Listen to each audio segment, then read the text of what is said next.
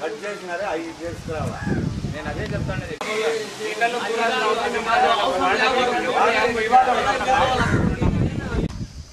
आता होंगे नहीं क्या बोले आप फोन జీపు దిగితే అందరూ పడుకొని కొడదాం అనుకున్నాం ఆ రోజు జీపు దిక్కండి వెళ్ళిపోతాడు పోలీసు వాడు కూడా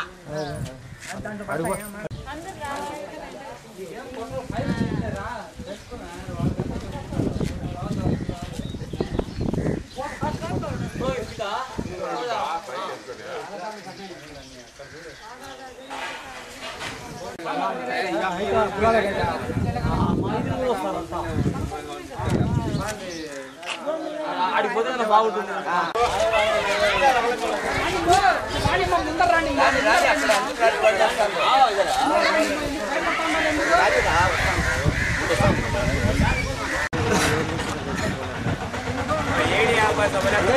చెప్పండి మీరు ఇచ్చే 2 గంటలు కరెంట్ ఇల్లు ఎక్కడున్నాడా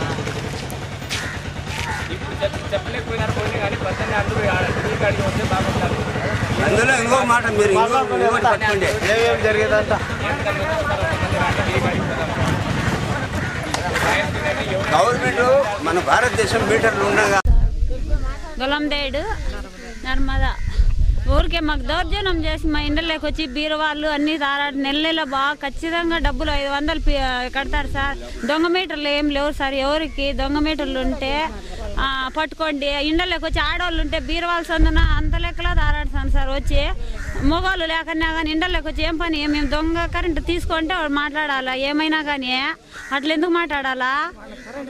కరెంటు ఏం జగన్కు జగన్కు ఓటు జగన్కి వేయకూడదు అంటాడు. జగన్కు వేసి కరెంటు దొంగ కరెంటు తీసుకొని జగన్కు ఓటు వేయకూడదు అంటాడు. జగన్కి ఎవరికి వేసుకుంటే ఏమి ఓటు సార్? వానికి డబ్బులు అవసరం. నెల 500 లంచాలు తీసుకొని మా దగ్గర దొంగ కరెంట్ అని వచ్చి దౌర్జన్యం చేస్తాను. ఇండ్లలోకి వచ్చి అందరినీ వైర్లు పెట్టుకొని స్క్వాడ్ పంపించి అందరు ఇండ్లకు వచ్చి ఎంత వస్తే అంత కడతాను కదా. 5 నూళ్ళు కానీ 1000 రూపాయలు కానీ 4 నూళ్ళు కానీ 350 కానీ ఎవరికి వేసుకుంటే అవసరం ఏముంది? అయిపోకో ఎవరెవరు ఇష్టం వాళ్ళు పోతా ఉంటారు. జగన్ పార్టీ ఏమి అవన్నీ అడగాలని అవసరమా? ఇంట్లో దూరే కుక్కర్ ఉంది దానికి 11 నూళ్ళు, మిక్సీ ఉంది 12 నూళ్ళు. ఏమోనమ్మ 3 తెచ్చేవాడు ఇంట్లో పెట్టిపోయినాడా? ఏముందమ్మా ఒకటి పెట్టాడు. మా కష్టం మేము పెట్టుకున్నాము, డబ్బులు కడతానమ్మా. ఏం అవసరం ఉందియా? ఏడ వేసుకుంటే ఏమి ఏడ పోతా ఉండాలని మీటర్ ప్రకారం నువ్వు డబ్బు తీసుకోవాలి, పోతా ఉండాలా. 3 నూళ్ళ పల్లె ఉంది, అన్ని చెక్ చేయాలి కదా. మాకే చెక్ చేయాలని అవసరమా వాళ్ళకు?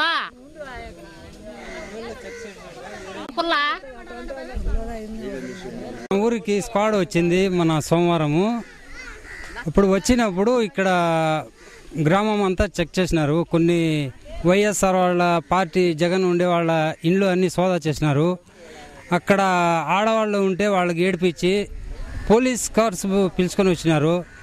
వాళ్ళకి ఏమన్నా చెప్తే వాళ్ళకి జీప్ ఎక్కండి, మీ మీద కేసు ఉండాలి అని దౌర్జన్యం చేసినారు.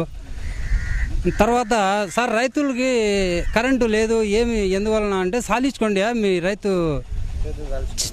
సేద్యం సాలించుకోండి, వ్యవసాయం సాలించుకోండి, కరెంట్ లేదు మన దగ్గర. మన సార్ చెప్పినంతవరకే మీకంటే మేము ఎక్కువ చేస్తున్నాము, మేము కూడా భూములు ఉండే మేము కూడా సాలించుకున్నాము, మీరు సాలించుకోండి అని చెప్తున్నారు సార్. ఇక్కడ కరెంట్